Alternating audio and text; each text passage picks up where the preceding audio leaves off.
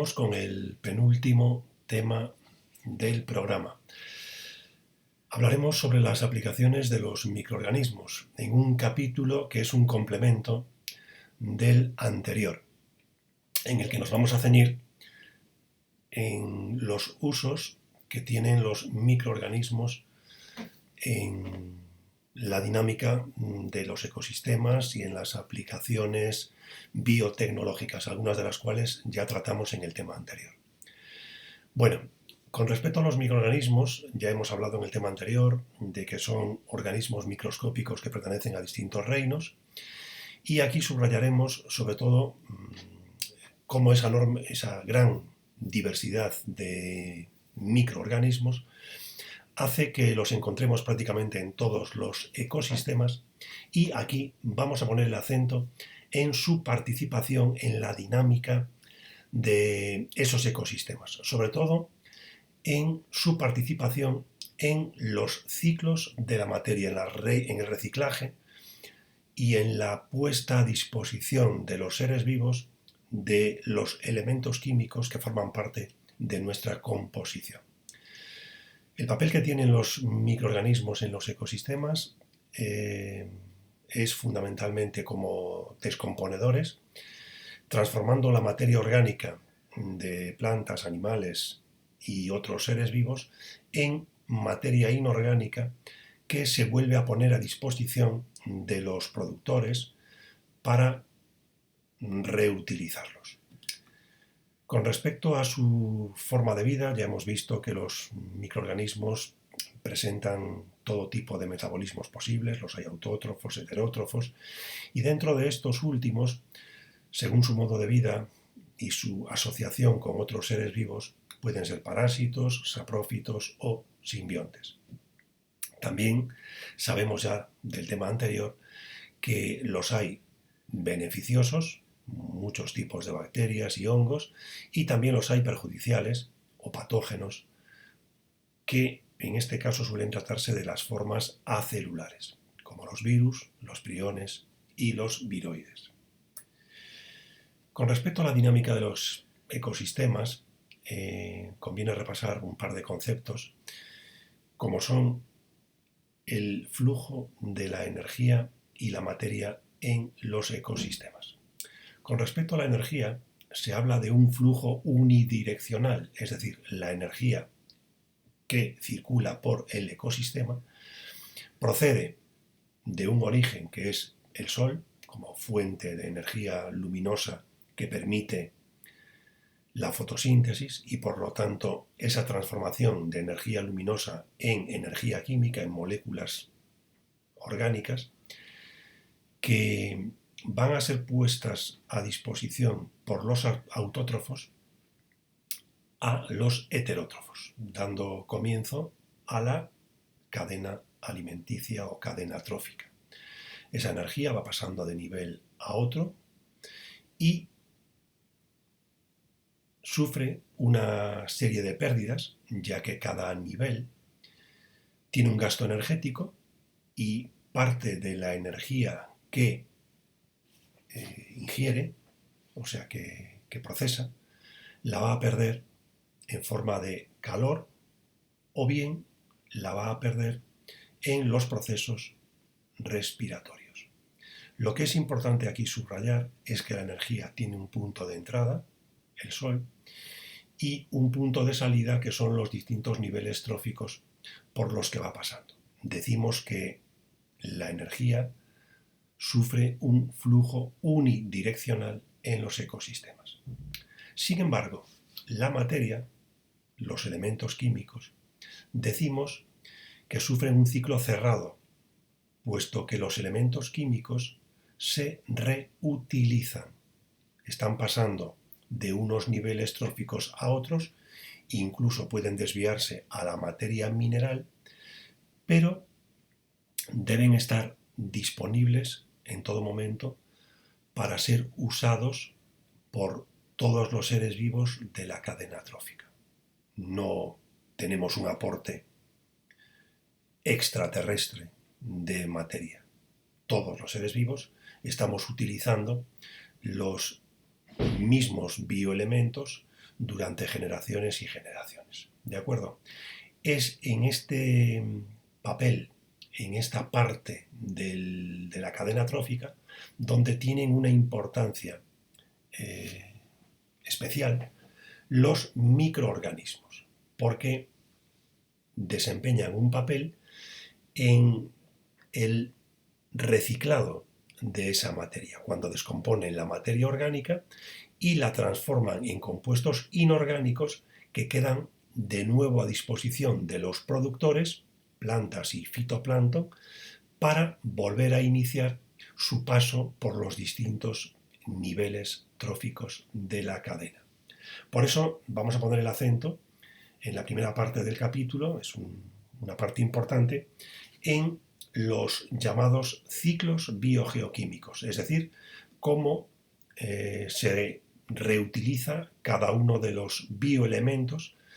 Pondremos el acento en los bioelementos primarios en algunos ejemplos, sobre todo en el carbono y en el nitrógeno, aunque citaremos también otros. Con respecto al ciclo del carbono, bien, creo que es fácil de entender. Partimos del dióxido de carbono que está en la atmósfera y, como ya hemos visto en el curso, ese dióxido de carbono va a ser fijado o asimilado por los autótrofos. En el medio terrestre los autótrofos son las plantas, en los medios acuáticos es el fitoplancton, organismos autótrofos que mediante la fotosíntesis incorporan el carbono del dióxido de carbono en la composición de moléculas orgánicas de todo tipo. Como tenemos que poner el acento en los ciclos, en el papel que juegan en cada ciclo los microorganismos, aquí subrayamos la importancia de las algas unicelulares y en los componentes bacterianos, las cianobacterias del fitoplancton, como fijadores de CO2. Ese CO2, una vez incorporado a la materia orgánica de los autótrofos, es consumido por los herbívoros, después por los carnívoros y va circulando esa materia en la cadena trófica de los ecosistemas tanto terrestres como acuáticos. Cuando los distintos seres vivos se mueren, sus restos van a ser descompuestos también por microorganismos presentes en el suelo. Bacterias, hongos, que descomponen esa materia orgánica por fermentación o por respiración anaerobia, generando como desecho dióxido de carbono que se reincorpora a la atmósfera. Por eso hablamos de un ciclo, ¿de acuerdo? También existen arqueobacterias, bacterias primitivas, metanógenas, que fijan el CO2 y producen metano. Este metano va a ser utilizado por otras bacterias, llamadas metanótrofas, que lo transformarán de nuevo en CO2. O sea que hay una entrada, una fijación de CO2 a los seres vivos como materia orgánica en los procesos de fotosíntesis y una devolución de CO2 a la atmósfera por la respiración de todos los seres vivos y por la descomposición efectuada por estos descomponedores.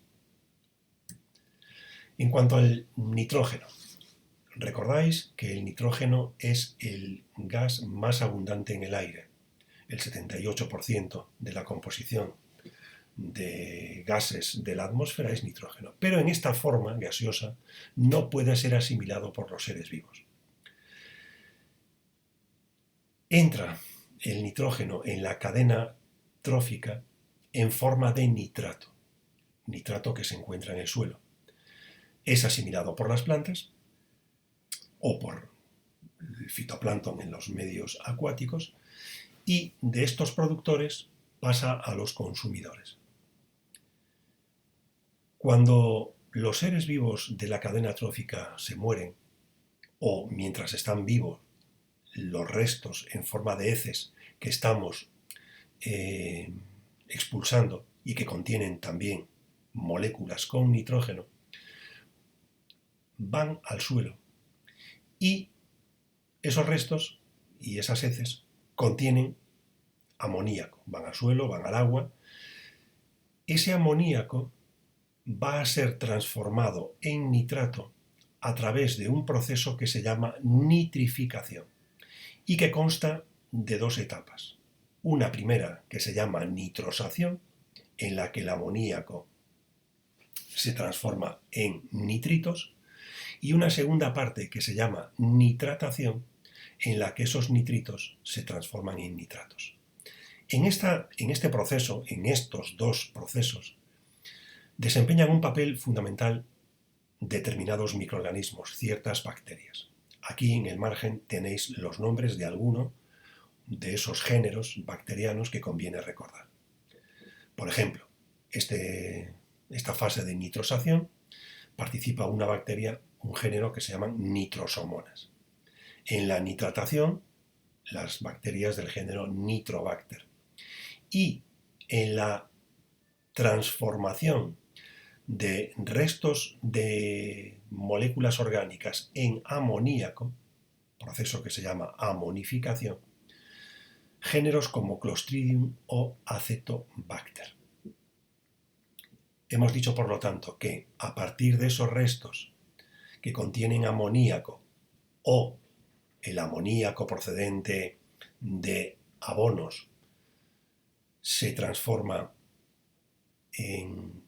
primero en nitritos, después en nitratos. En esta forma es absorbida por los vegetales y entra en la cadena trófica. También es importante, con respecto al nitrógeno, comentar el papel de bacterias que son capaces de fijar directamente el nitrógeno que se encuentra en el suelo. Estas bacterias suelen formar simbiosis, las hemos visto el año pasado,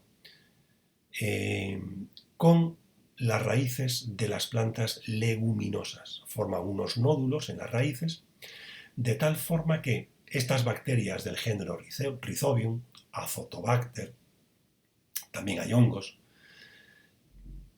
van a ser capaces de fijar el nitrógeno de los poros que ocupan del aire que hay en los poros del suelo y suministrarles ese nitrógeno directamente a las plantas.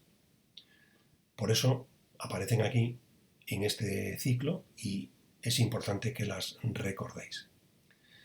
Hay también bacterias que, utilizando los nitratos del suelo, van a devolver nitrógeno a la atmósfera. Este proceso se denomina desnitrificación y hay unas bacterias que se llaman desnitrificantes. Pertenecen a los géneros Bacillus o Pseudomonas.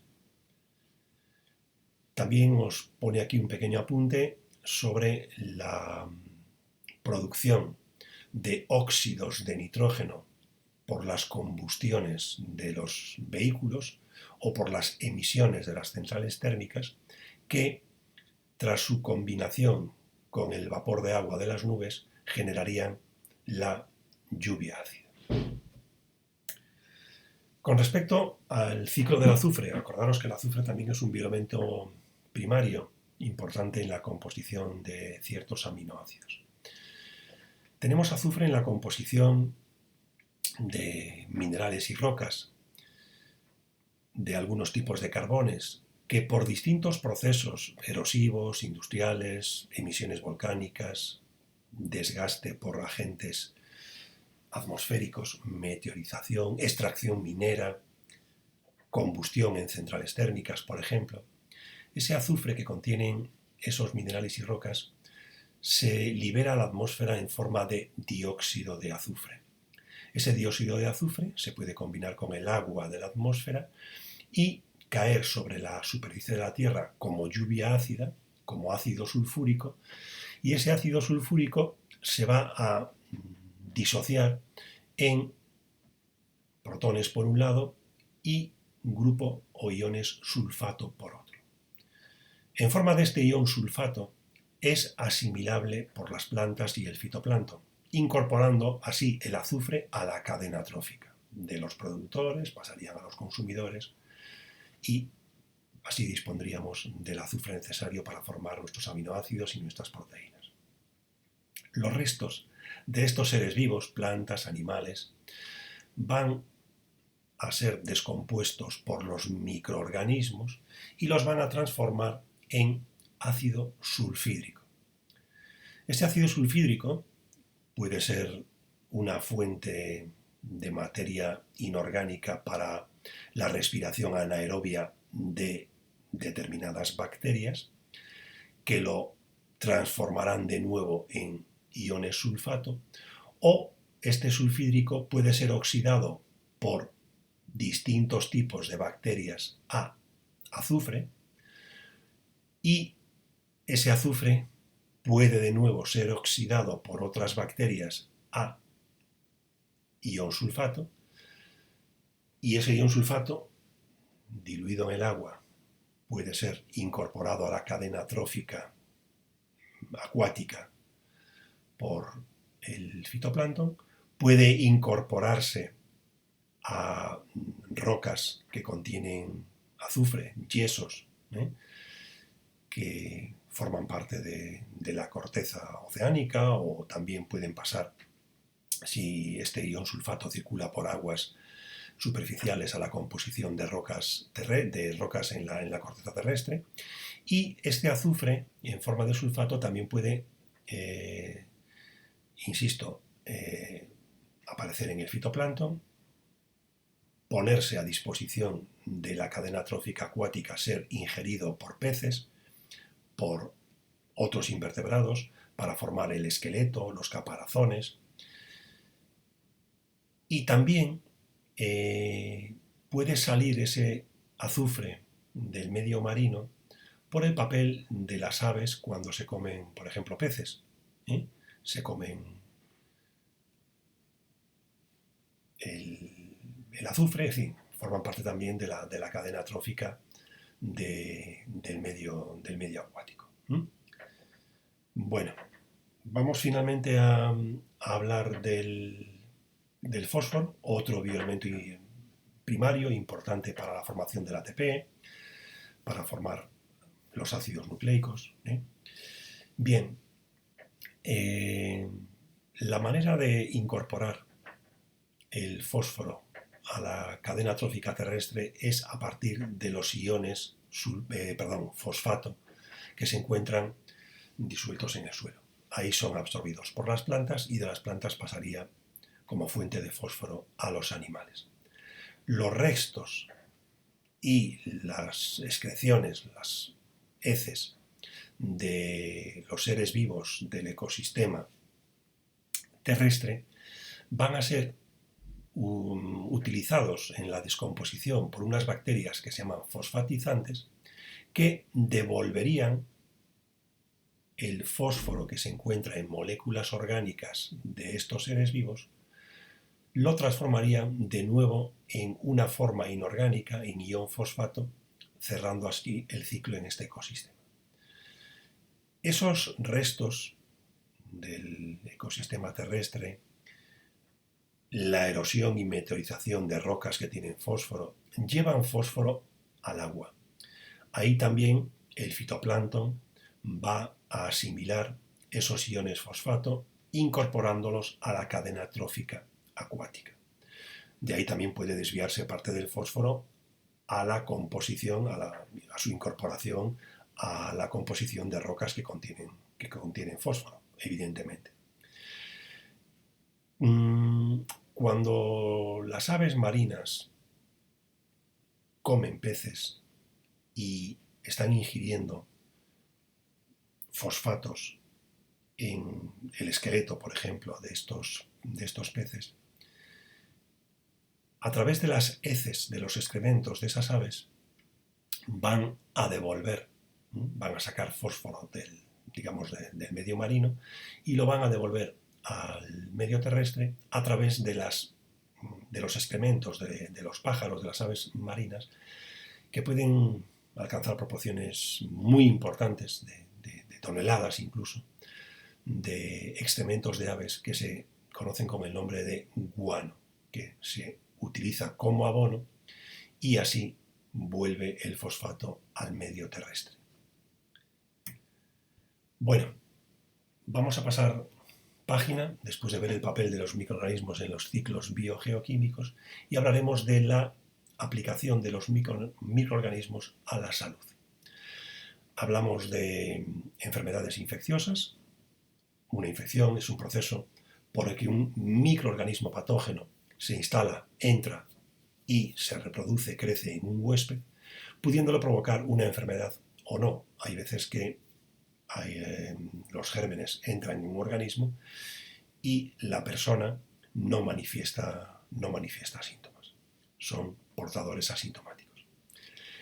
Las infecciones dependen, los efectos de esa infección van a depender de dos factores. Por un lado, la patogenicidad del parásito, no todos tienen la misma patogenicidad, y de la resistencia o susceptibilidad del huésped, es decir, esto a su vez depende de muchas circunstancias, el estado de tus defensas, tu alimentación, tu tipo de vida, en fin.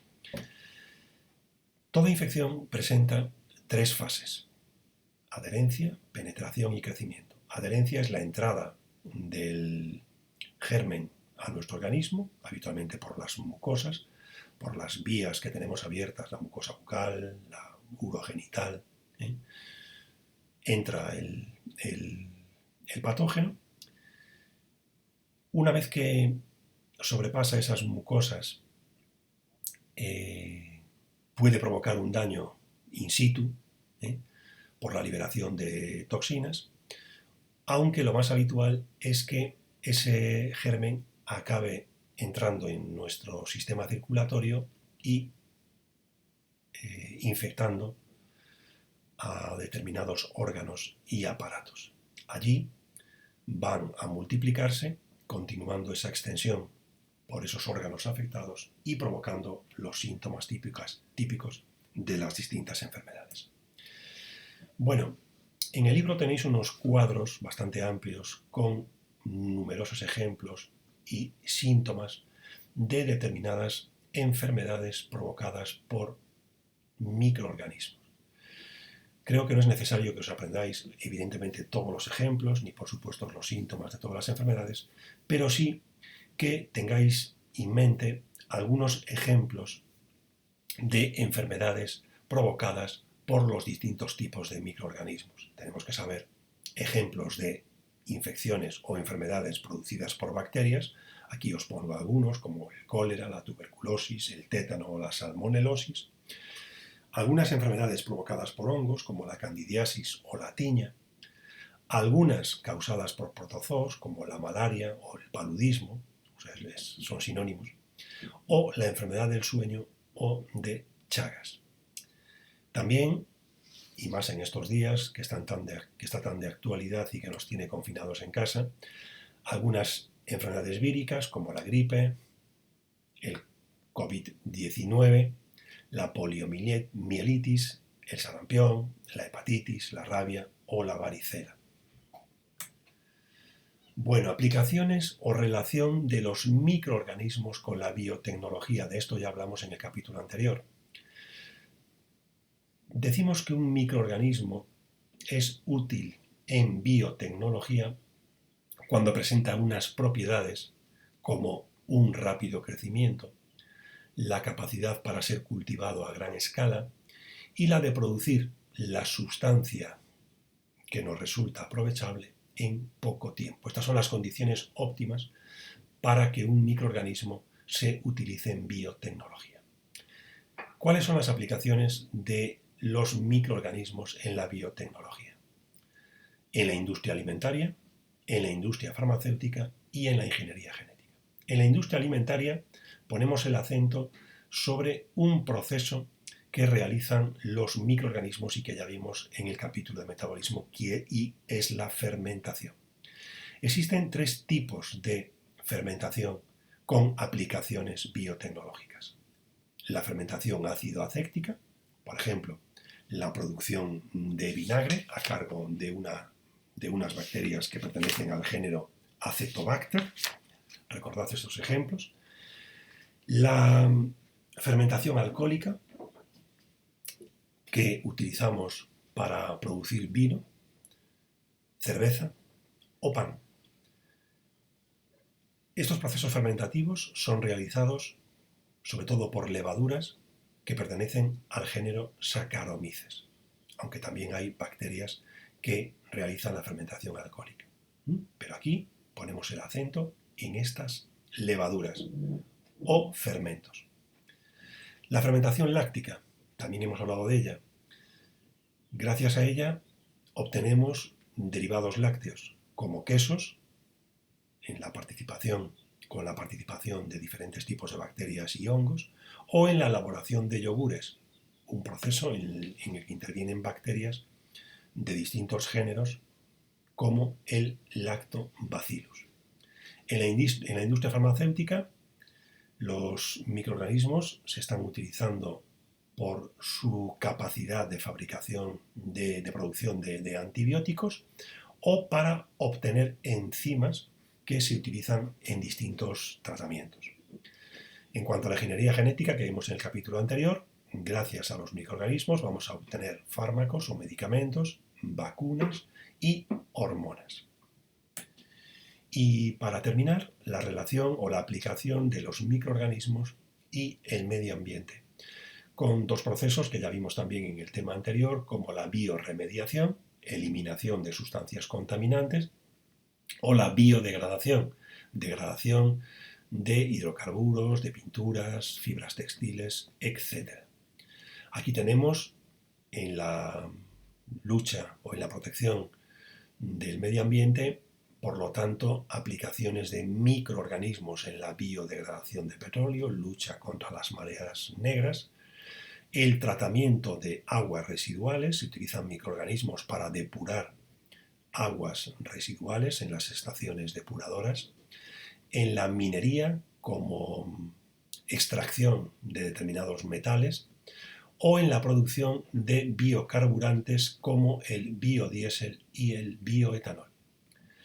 Bien, esto es todo con respecto a las aplicaciones de los microorganismos. Recordad su papel en los ciclos biogeoquímicos y las aplicaciones en la biotecnología. Terminamos y nos emplazamos hacia el último capítulo ya, que será inmunidad. Hasta luego.